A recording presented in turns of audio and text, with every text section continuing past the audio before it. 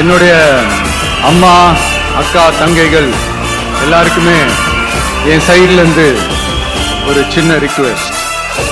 இன்னும் ஒரு வாரம் தான் இருக்கு எலெக்ஷனுக்கு. நீங்க எல்லாரும் எனக்காக உங்க வீட்டு வாசல் விசில் சின்னத்தை கோலமா போடும். செஞ்சுட்டா போச்சு.